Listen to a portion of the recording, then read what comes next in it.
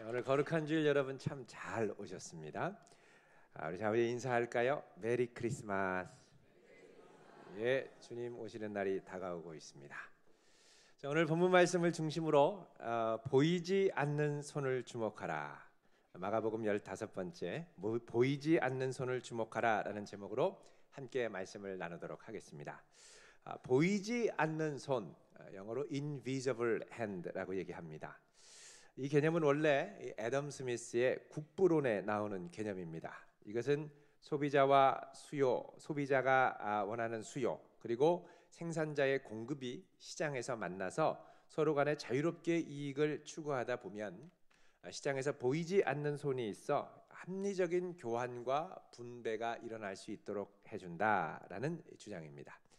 서로가 자기 이익을 추구할 때 보이지 않는 손이 적절한 균형을 유지하게 해준다는 겁니다. 여기서 이 보이지 않는 손이라는 것은 시장에서 수요와 공급이 만남으로 형성되는 가격을 말합니다. 하지만 이 애덤 스미스가 간과했던 또 다른 보이지 않는 손이 있었습니다. 그것은 뭐냐면 생산자와 소비자가 자유롭게 경제 활동을 할 때 그 곁에서 늘 그를 돌보고 필요할 때 의지할 수 있는 사람이 되어주는 우리 옆에 있는 아내, 또 어머니, 부모님과 같은 숨은 손길입니다. 그러니까 애덤 스미스가 전혀 고려하지 않았던 것이 바로 이 가정이라고 하는 보이지 않는 숨은 손이었죠. 숨은 손을 이야기하지만 그도 정작 그 뒤에 있는 숨은 손을 보지 못했다는 것입니다. 그래서 얼마 전에 이 카트린의 마르살이라고 하는 이 언론인이 잠깐 애덤 스미스 씨 저녁은 누가 차려줬어요? 라고 하는 책에서 이 점을 콕 집어서 지적을 하고 있습니다. 이렇게 되면 내 마음도 조금 찔림이 있지 않을까요? 좌우에 인사합시다. 당신 덕분에 제가 여기까지 왔습니다. 예, 옆에 있는 분 덕분에 여기까지 왔습니다. 자, 우리가 살아가다 보면 이렇게 내가 내 힘으로 잘한 것 같고 이런 생각이 들다가도 주변을 보면 보이지 않는 정말 은밀하게 돕는 손들이 많이 있었던 것을 우리가 알 수가 있습니다. 자, 오늘 본문에도 보면 이런 보이지 않는 손들이 여러 가지 방식으로 나타납니다. 그것은 우리 예수님의 사역이 점점점 커가면서 서서히 드러나기 시작하는 여러 가지 힘들의 충돌입니다. 자, 이러한 힘들은 오늘 본문의 여러 동사들로 표현이 되는데요. 자, 먼저 7절을 보시면 예수님께서 제자들과 함께 바다로 물러가시니, 물러갔다라는 표현이 등장합니다. 자, 예수님께서 왜 물러가셨을까요? 이것은 보이지 않는 손에 의해서 그 힘을 감지하고 물러가신 겁니다. 그럼 어떤 힘이냐?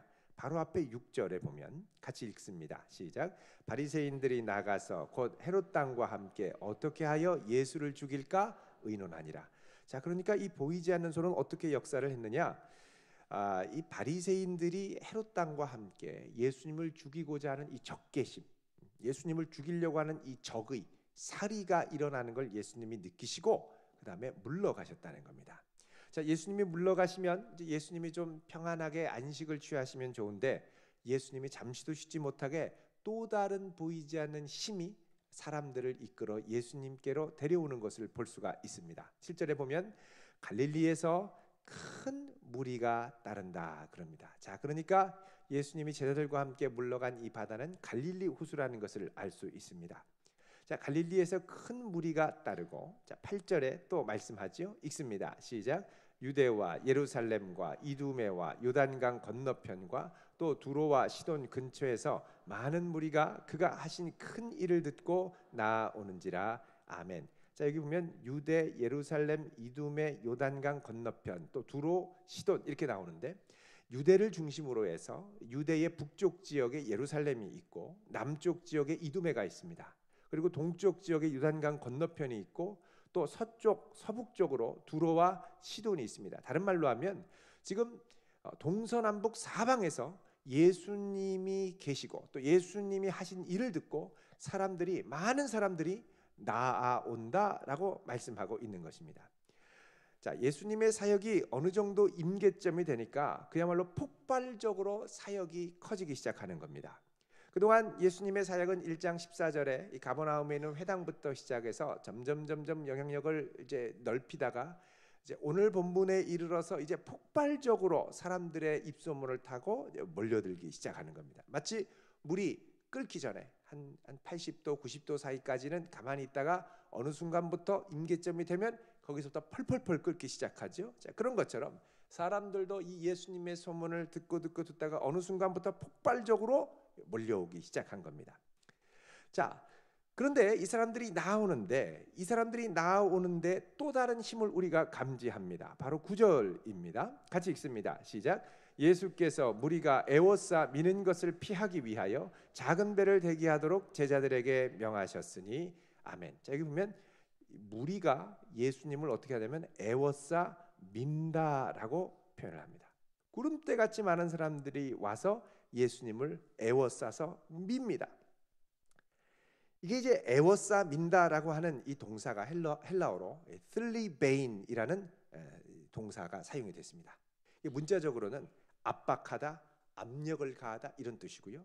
은유적으로는 탄압하다, 괴롭히다 이런 뜻입니다. 이 슬리베인에서 슬립시스가 나오는데 이 슬립시스는 마가복음 13장 19절에 보면 종말에 임할 환난을 가리키는 표현입니다. 자, 이런 환난은 종말적 환난을 가리키는 표현이죠.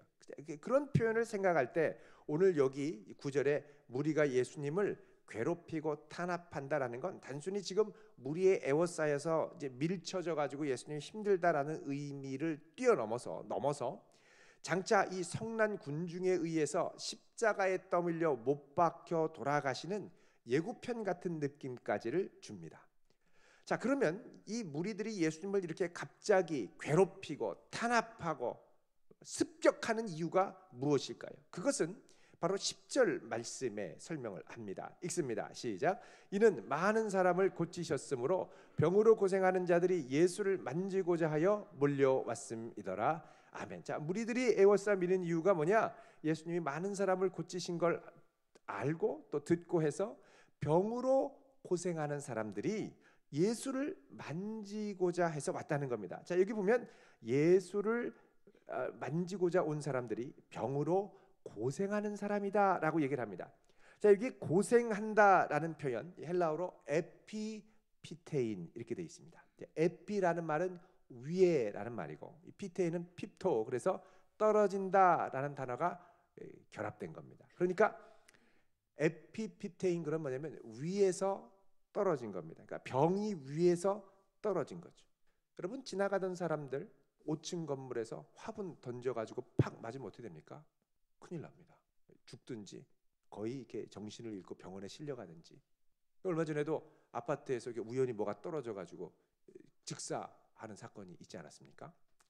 그래서 이 병이 그를 위에 떨어졌다는 건 거의 이게 대비할 틈이나 여력이 없이 병이 갑작스럽게 사람에게 습격했다라는 뜻입니다.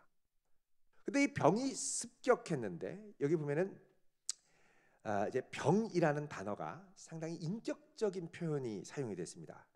마스티가스라고 하는 이 표현이 문자적으로는 회초리, 채찍 이런 것을 의미하는데 이게 이제 인격적으로 사용이 되면 영적인 어떤 세력이 사람을 회초리나 채찍으로 내려치는 것처럼 습격했다 이런 뜻입니다. 그러니까 이 질병이 단순히 뭐 오늘날 우리가 이해하는 것처럼 몸이 안 좋아서 바이러스에 걸려가지고 기침을 하고 이게 아니라 영적 세력이 이 사람들을 시달리게 하고 괴롭히게 했다라는 것입니다. 그러니까 이 사람들이 예수님을 갑작스럽게 습격해서 괴롭히는 이유는 그들도 갑작스러운 병에 습격을 받았기 때문에 예수님께 희망을 걸고 예수님을 습격한 것이죠. 자, 그런데 여기 또 다른 힘을 나타내는 동사가 그 다음에 또 나옵니다. 바로 11절인데요. 자, 11절 말씀 같이 읽겠습니다. 시작. 더러운 귀신들도 어느 때든지 예수를 보면 그 앞에 엎드려 부르짖어 이르되 당신은 하나님의 아들이니이다. 아멘. 자, 여기 보면 귀신들이라는 건 귀신 들린 사람을 말하죠. 갑자기 예수님 어느 때든지라고 하는 것은 일시에 갑작스럽게 예상치 못한 때에 예수님을 보기만 하면 그 앞에 엎드려서 부르짖었다 그럽니다. 여기 엎드렸다라는 말, 이것도 앞에 우리가 이제 살펴봤던 병으로 고생했다, 에피팁토라고 하는 말하고 비슷합니다. 이거는 프로스핍테인이라는 단어입니다. 프로스는 앞으로라는 말이고 핍테인, 핍토, 떨어진다. 그러니까 앞으로 떨어지는 겁니다. 그러니까 이 귀신들이 예수님 앞에 어떻게 해요? 갑자기 앞에 꼬꾸라지는 거죠. 권위 앞에 꼬꾸라지는 거죠. 자, 여러분 이제 이 동사들의 이 긴장들을 우리가 정리를 해보면요. 자, 먼저 예수님께서는 예수님을 죽이려는 무리들이 예수님을 놀이하는 것을 보고 그 힘에 뒤로 물러나십니다. 근데 물러나니까 이제 어떻게 하느냐? 무리들이 예수님을 압박하고 괴롭힙니다. 왜? 이들은 병마의 세력에 습격을 받았기 때문에. 그런데 이들이 앞으로 오니까 예수님을 갑자기 습격하고 괴롭혔던 이들이 꼬꾸라집니다. 왜? 그 속에 있는 귀신들이 예수님의 권세 앞에 꼬꾸라지는 거죠. 자, 그러면서 나타나는 현상이 뭐냐? 하나님 나라가 확장이 됩니다. 자, 이런 힘의 습격과 하나님 나라의 확장 속에 아주 팽팽한 긴장이 있습니다. 자, 이런 사역의 구조가 성도들에게, 예수님에게도 이렇게 나타나지만 성도들에게 어떻게 나타나는가를 보여주는 아주 명료한 말씀이 있습니다. 그게 바로 요한계시록 1장 9절의 말씀입니다. 우리 한번 보겠습니다. 요한계시록 1장 9절입니다.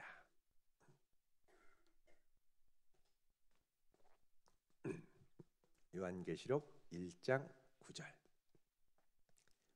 우리 같이 읽겠습니다. 시작. 나 요한은 너희 형제요 예수의 환난과 나라와 참음에 동참하는 자라. 하나님의 말씀과 예수를 증언하였으므로 말미암아 밤모라 하는 섬에 있었더니 아멘. 자, 여기 보면 사도 요한이 자신을 무엇으로 소개하냐면 예수의 환난과 나라와 참음에 동참하는 자다, 이렇게 소개를 하죠.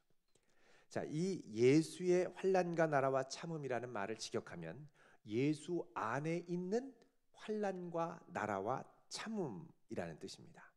참음은 인내를 말하죠. 자, 우리가 예수 안에 있다라는 건 뭐냐? 그리스도 예수를 믿는 믿음 안에서 그분과 함께 연합하며 동거한다는 뜻입니다. 자, 우리가 주님과 함께 거하게 되면 우리도 예수님께서 감당하셨던 일들에 동참하게 되는데 그것이 바로 하나님의 통치와 나라에 참여하는 것입니다. 그런데 그 가운데 예수님이 겪으셨던 보이지 않는 손의 습격을 받게 되는데 그게 바로 환난이라는 겁니다. 그리고 그 환난을 감당하는 것이 인내지요. 자, 그러면서 뭐가 확장되느냐? 하나님의 나라가 확장이 됩니다. 자, 하나님의 나라가 확장되는 가운데 환난을 당하고 참는 이 인내는 우리의 힘으로 하는 게 아닙니다. 자, 우리가 이를 악다물고 참으면 그 한계가 있습니다. 이에 금갑니다. 너무 악다물어 가지고요. 그래서 여기서 이 인내는 소망 가운데 성령이 주시는 힘으로 참는 인내입니다. 그래서 성령의 열매 중에 인내가 있죠. 인내, 참는 겁니다. 근데 이 소망 중에 참는다라고 할 때 이 소망은 어떤 소망이냐? 하나님께서 이 모든 환난과 어려움을 결국은 신원하여 주시고 바로잡아 주실 것이라는 하나님의 공의에 대한 소망입니다. 이 공의가 최종적으로 가면 종말의 심판까지 확장이 되죠. 그러니까 성도는 하나님의 나라가 확장되는 가운데 앞으로는 환난이 있고 이 환난 가운데 하나님의 나라를 붙들면서 성령 안에 인내하며 살아가야 하는 삶의 궤적이 쫓아온다는 것입니다. 지금 예수님이 경험하시는 이 보이지 않는 힘들의 충돌이 바로 이 점들을 잘 보여줍니다. 점차적으로 확장되는 하나님의 나라 가운데 이에 비해서 커져가는 억압과 습격의 힘이 예수님의 사역에 타격을 가하려고 그러죠. 그러나 그런 가운데서도 하나님의 나라가 왕성해지고 퍼져나가기 시작합니다. 자, 이 땅에서 하나님의 새로운 통치가 우리 가운데 임할 때 성도들은 필연적으로 이런 힘의 충돌을 경험하게 됩니다. 그리고 여기에는 고난이 따르고 참음이 따르죠. 이게 바로 하나님 백성의 특징입니다. 이것을 예수님께서는 마태복음 5장 10절에 이렇게 말씀을 하십니다. 자, 우리 마태복음 5장 10절을 잠깐 보겠습니다. 마태복음 5장 10절.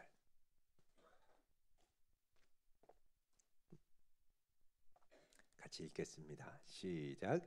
의를 위하여 박해를 받는 자는 복이 있나니 천국이 그들의 것임이라. 아멘.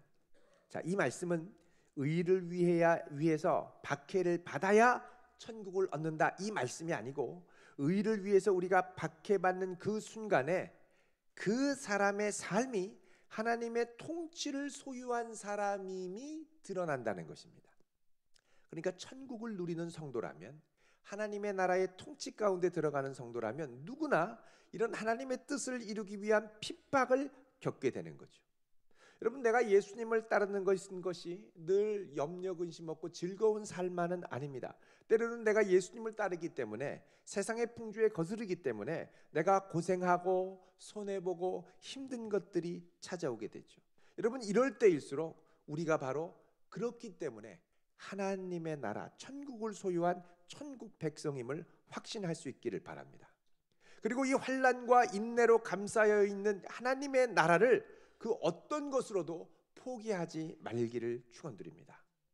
바로 이렇게 중차대한 시점에 예수님은 그동안 감당하셨던 사역, 그러니까는 이 마가복음 1장 14절부터 오늘 본문에 이르는 이 마가복음 3장 우리 12절까지 이 그동안 예수님이 감당하셨던 이 갈릴리에서의 사역을 이제 마무리하면서, 이제 이 중차대한 시점에 예수님께서는 이제 기호 변속을 시도하셔서 이제 13절부터 새로운 사역의, 갈릴리 사역의 후반기를 이제 맞이하려고 하십니다. 그 기호 변속은 뭐냐? 사역의 기호 변속은 뭐냐? 바로 하나님 나라 운동에 함께 참여할 제자들을 세우는 겁니다. 이 하나님 나라에 참여할 제자들은 예수님과 같이 환난과 인내 사이에 하나님의 나라를 확장하는 임무를 받을 사람들입니다. 자, 이 제자들을 예수님이 세우시는데 그 장면이 바로 13절, 14절에 등장하죠. 우리 같이 읽어보겠습니다. 시작. 또 산에 오르사 자기가 원하는 자들을 부르시니 나아온지라. 이에 12를 세우셨으니 이는 자기와 함께 있게 하시고 또 보내사 전도도 하며. 아멘. 자, 여기 보면 예수님께서 산에 오르셨다 그럽니다. 그냥 12제자 부르면 되는데 왜 굳이 산에 오르셨다라고 할까요? 자, 이 말씀은 예수님의 모습을 모세와 대비시키기 위한 것입니다. 모세가 시내산에 올라가서 하나님의 계명을 받을 뿐만 아니라 거기서 이스라엘의 12지파를 세우죠. 출애굽한 백성들을 새로운 하나님의 12지파 이스라엘로 세우시는 이 모습을 오늘 본문 13절 14절에 그대로 보여주는 겁니다. 자, 그래서 여러분 여기 이제 이 출애굽기 이 본문을 내 말씀과 이제 그대로 투영되는 본문이 구약 성경의 출애굽기 24장 4절입니다. 자, 한번 보겠습니다. 출애굽기 24장 4절.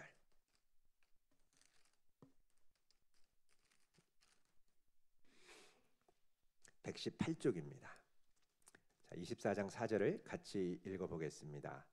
시작. 모세가 여호와의 모든 말씀을 기록하고 이른 아침에 일어나 산 아래에 제단을 쌓고 이스라엘 12지파대로 기둥을 세우고. 아멘. 자, 12지파대로 12기둥을 세웠다고 말씀하죠. 그러니까 시내산에 가서 하나님의 말씀을 받고 십계명 말씀을 받고 그 다음에 이스라엘의 12지파 기둥을 세웠다. 이것은 이제 새로운 이스라엘, 출애굽해서 이제 하나님의 백성으로 살 이스라엘 백성을 시작했다, 이런 뜻입니다. 근데 이런 모습이 그대로 예수님에게 투영이 돼서 마치 모세와 같이 산에 오르셔서 모세가 12기둥을 세웠던 것처럼 12제자들을 예수님이 세우시는 겁니다. 이거는 예수님께서 이제 새 언약의 백성인 새 언약 공동체로 새 이스라엘, 예수님의 제자로 이루어진 새 이스라엘을 세우신다는 것을 의미하는 겁니다. 오늘 말씀 14절에 보면 12를 세우셨으니 라고 하죠. 이 세웠다라는 말이 헬라어로 포이에오입니다. 포이에인이죠. 포이에오. 자, 여기서 나온 말이 포이에마입니다. 명사형. 에베소서 2장 10절에 보면 우리는 그가 만드신 바라 그러죠. 걸작품이라는 뜻입니다. We are his workmanship 이렇게 얘기합니다. 그의 작품이다. 이 만드신 바가 포이에마입니다. 그래서 포이에오 하면 창조하다, 만들다 이런 뜻입니다. 그러니까 예수님이 단순히 12제자를 그냥 12명 세운 게 아니라 이제 이들을 통하여 이루어질 하나님의 새 백성, 새로운 이스라엘 12지파를 창조하셨다는 겁니다. 12지파를 세우신 거예요. 자, 이렇게 만든 새로운 백성은 장차 예수님이 세우시는 하나님 나라에 동참할 뿐만 아니라 환난과 인내를 견뎌내며 그 나라를 확장할 이들이죠. 자, 그러면 이런 사명을 감당하기 위해 제자들에게 필요한 것이 무엇입니까?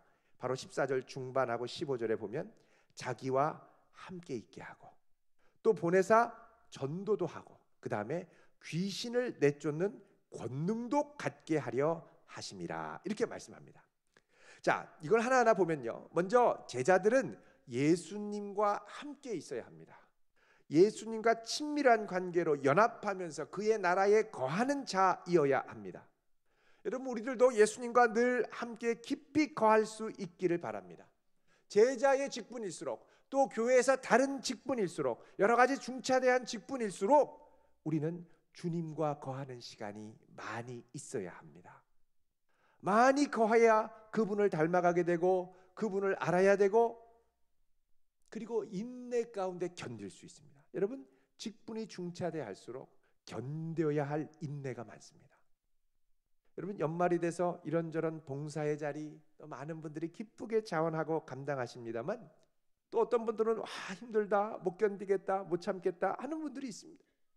여러분, 우리는 반드시 기억해야 됩니다.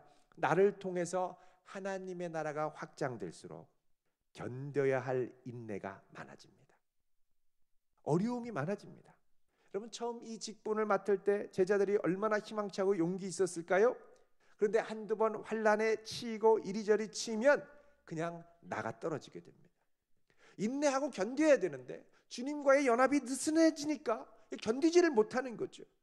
결국 보이지 않는 이런저런 힘들이 하나님 나라가 확장되면서 제자들을 타격하고 치고 직분자들을 치고 막 이럴 때 우리는 견디지 못하고 나가 떨어집니다. 그래서 제자들, 직분을 맡은 이들은 제일 먼저 뭐 해야 되느냐? 주님 곁에 거하며 바짝 붙어 있어야 됩니다. 여러분, 연말이 될수록 주님 곁에 가까이 갈 수 있길 바랍니다. 예배의 자리를 사모하고요, 말씀을 붙들고요, 기도하는 자리에 힘써 나올 수 있기를 바랍니다. 두 번째로 제자들은 주님과 함께 거하면서 뭐하냐? 복음 전하기 위해 부름받습니다. 주님과 함께 오래 거할수록 그분이 좋고 그분을 자랑하고 싶고 그럼 어떻게 해요? 확신 가운데 복음을 전하게 되죠. 그리고 이렇게 퍼져나가는 하나님 나라 가운데 환난을 이길 수 있는 영적 능력을 부여받습니다. 그래서 세 번째, 예수님은 어떻게 하느냐? 제자들에게 귀신을 내쫓는 권능을 주시죠. 자, 예수님이 주시는 권능으로 다가오는 환난과 핍박을 이겨내고 인내할 수 있는 힘을 우리가 갖게 된다는 겁니다. 자, 이렇게 해서 예수님이 12제자를 세우시고 새로운 이스라엘의 기초를 놓으셨습니다. 자, 16절부터 19절에 보면 이제 예수님의 12제자들의 이름이 소개되죠. 근데 특이한 점이 하나 있습니다. 그건 뭐냐면 12제자들의 이름이 쭉 나오는데 그 중에 처음 세 제자들에게는 별명, 별칭이 붙여졌다는 겁니다. 자, 16절 중반에 보면 시몬에게는 베드로라는 이름을 더하셨고 야고보와 요한에게는 보아 너겟, 너겟이 아닙니다. 치킨 너겟 할 때 보아 너겟, 보아 너겟, 천둥의 아들이란 뜻이죠. 번개맨, 어린이들 좋아하는 보아 너겟입니다. 자, 이런 별명이 예수님의 12제자 중에 특별히 3명에게 주어지는데 이건 뭐냐? 이 특별한 이름을 받은 이들이 지도그룹이라는 것을 의미합니다.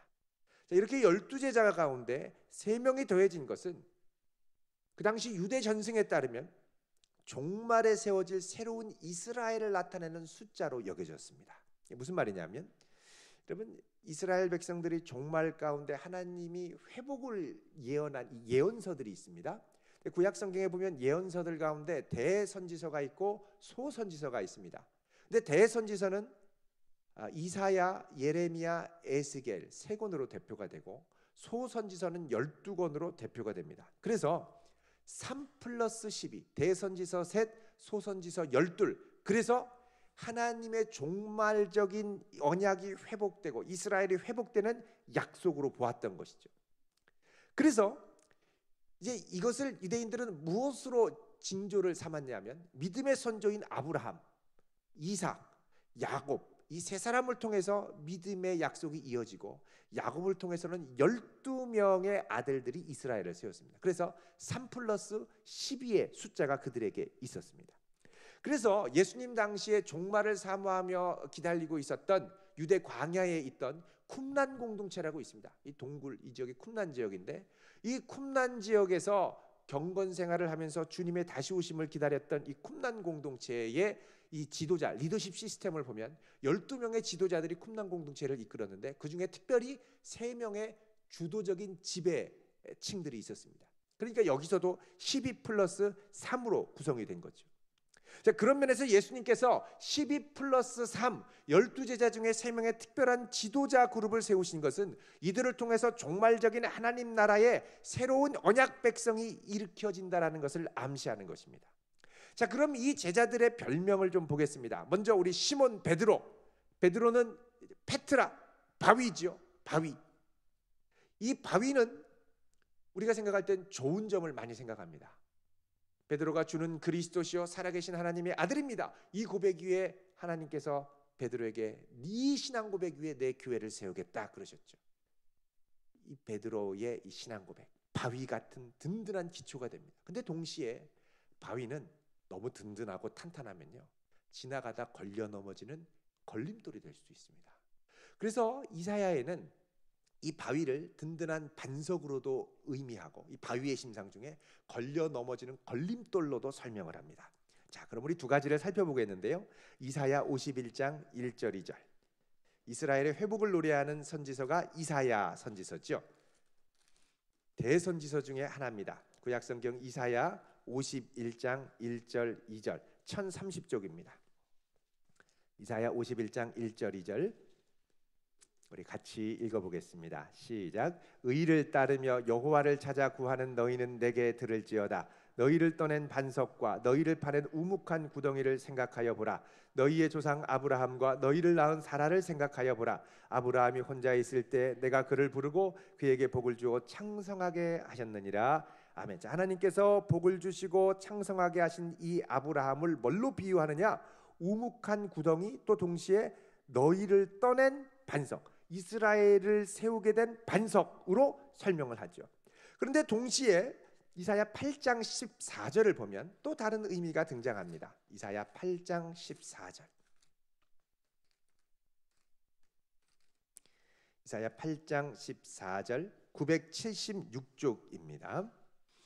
같이 읽어보겠습니다. 시작. 그가 성소가 되시리라. 그러나 이스라엘의 두 집에는 걸림돌과 걸려 넘어지는 반석이 되실 것이며 예루살렘 주민에게는 함정과 올무가 되시리니. 아멘. 자, 여기 보면 그가 무엇이 된다고요? 성소가.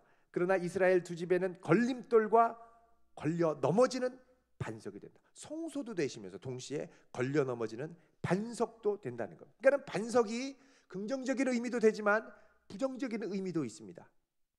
걸려 넘어질 수 있는 위험성도 있는 거예요.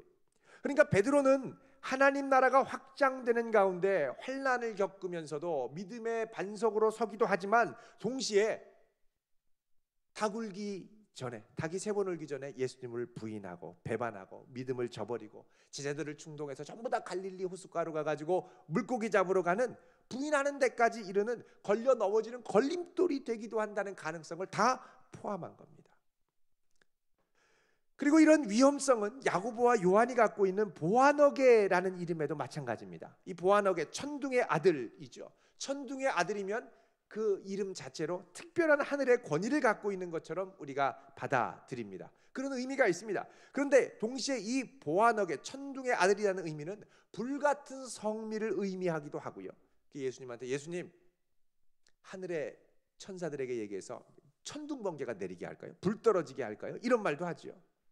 동시에 이 제자들은 종말 가운데 예수님께서 이제 당하시는 십자가의 고난 앞에서 이런 부탁을 합니다. 주님, 하나는 주님 우편에, 하나는 주님 좌편에 앉게 해주세요. 그러자 예수님이 너희를 내가 마실 고난의 잔을 마실 수 있겠느냐? 그러죠. 그러자 이 야고보와 요한은 아무 의미도 모르고 네, 그럽니다. 이 무슨 말이냐면 이 야고보와 요한 두 제자들은 천둥의 아들로서 하늘의 권위도 있지만 동시에 하나님의 나라를 이루어 가야 할 때 마셔야 할 잔, 고난도 같이 있다라는 겁니다. 그러니까 지금 이 이름 자체가 주는 의미가 뭐냐? 하나님의 나라가 확장되는 가운데 환난과 인내가 같이 들어있는 이름이라는 겁니다. 여러분, 이 가운데 환난과 인내를 잘 견뎌내면서 그 나라가 확장돼야 되는데 이거를 이겨내지 못하고 견뎌내지 못하면 어떻게 되느냐? 가룟 유다 같은 사람이 나오는 겁니다. 그래서 오늘 말씀 19절에는 이렇게 말씀을 합니다. 자, 2장 19절 같이 읽습니다. 시작. 또 가룟 유다니 이는 예수를 판 자더라. 아멘. 여기 가룟 유다입니다. 이 가룟 이게 무슨 뜻인가? 가롯인가, 뭐 가라사대인가, 뭐 이런 여러 생각을 하게 됩니다만 이 가룟이라는 말은 이스카리옷이라고 하는 말에서 왔습니다. 이스카리옷은 이 시카리라고 하는 말에서 왔는데 이 시카리는 시칼이 아니고 단도 칼입니다. 이것도 시칼이. 이거는 당시 유대의 열심 당원들이 혁명을 꿈꾸며 하나님의 나라를 힘과 무력으로 뒤집으려고 하는 이 혁명을 꿈꿨던 이들이 가슴에 늘 단도를 품고 다니다가 로마의 주요 인사 그리고 로마와 너무 친하게 지내서 유대인의 민족적 정체성을 위협하는 유대인들 매국노라고 해서 칼을 품고 다니다가 조용히 지도새도 모르게 암살하는 일들이 종종 있었는데 이게 바로 이 이스카리옷 시카리를 가지고 다니던 품에 품고 다니던 이들이 자행했던 일들이었습니다. 그러니까 가룟 유다는 무서운 사람인 겁니다. 그러니까 여차하면 확 뒤집어 버리고 칼로 등에서 막 칼 찌르고 이런 사람이죠.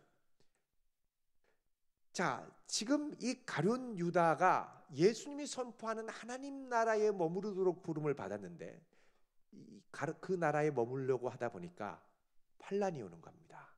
어려움이 찾아와요. 그럼 어떤 마음이 들까요? 이건 아닌데 왜 이런 어려움을 내가 겪어야 돼? 확 뒤집어져야지. 그럼 어떻게 합니까? 인내하지 못하고 칼 꺼내서 나가게 되죠. 그래서 결국은 예수님을 배반하고 뛰쳐 나갔던 겁니다.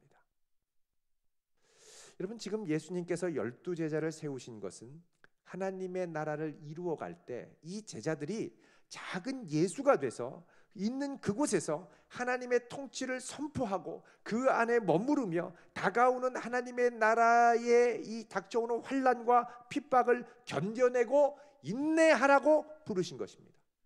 여러분, 이 부르심은 우리에게도 있습니다. 여러분, 예수님 사랑하시죠? 사랑하면 그 안에 거해야 되고요. 그 안에 거하며 그분의 통치를 맛보기 시작하면서 그분이 내 삶에 역사하는데 그 역사가 커질수록 동시에 뭐가 찾아오느냐? 환난들이 찾아옵니다. 세상이 우리를 부당하게 대우합니다. 세상이 우리를 핍박합니다. 왜 네가 예수 믿는데 꼭 너만 그렇게 튀느냐고 뭐라고 하기 시작하죠.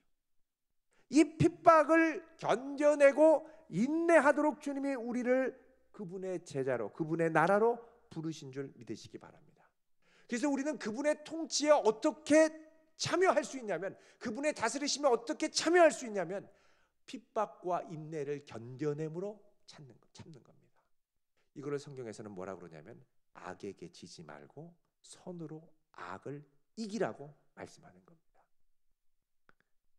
여러분, 내가 더욱 온전히 주님의 뜻 안에 거하고 그분의 제자로 거할수록 이 힘들을 강렬하게 느낄 겁니다. 예수님의 사역이 커지면서 이런 강력한 힘들이 예수님을 습격했던 것처럼 우리의 삶에 주님의 은혜로 충만할수록 이런 힘들이 우리를 습격하게 되죠. 여러분, 끝까지 견딜 때 예기치 못한 하나님의 능력 앞에 우리를 핍박했던 세력이 꼬꾸라지는 역사가 일어날 줄 믿으시기 바랍니다. 그래서 우리는 끝까지 견뎌야 돼요. 하나님이 이기게 하십니다. 환난 가운데 낙심하지 말기를 바랍니다. 견뎌야 한다면 끝까지 견딜 수 있는 은혜를 구할 수 있기를 바랍니다. 끝까지 견뎌내면 주님이 반드시 꼬꾸라지게 하실 때가 찾아옵니다. 그래서 예수님이 말씀하시죠. 부활하시고, 예수님 부활하신 건 뭡니까? 끝까지 그 십자가의 환난과 고난을 견뎌내시고 그 다음에 하나님의 역사하시는 손길을 경험하죠. 그렇게 부활을 경험하시고 예수님이 뭐라고 말씀하셨느냐? 세상에서는 너희가 환난을 당하나 담대하라, 내가 세상을 이기었노라. 세상에서는 너희가 환난을 당하나 담대하라는 겁니다. 왜? 주님이 세상을 이겼기 때문에. 그리고 우리가 그 주님을 신뢰함으로 환난 가운데도 담대하게 끝까지 버텨낼 수 있다면 우리도 주님이 세상을 이기신 것처럼 우리의 환난을 이겨낼 줄로 믿습니다. 이런 은혜가 우리 모두에게 있기를 주님의 이름으로 축원드립니다. 기도하겠습니다. 거룩하신 하나님,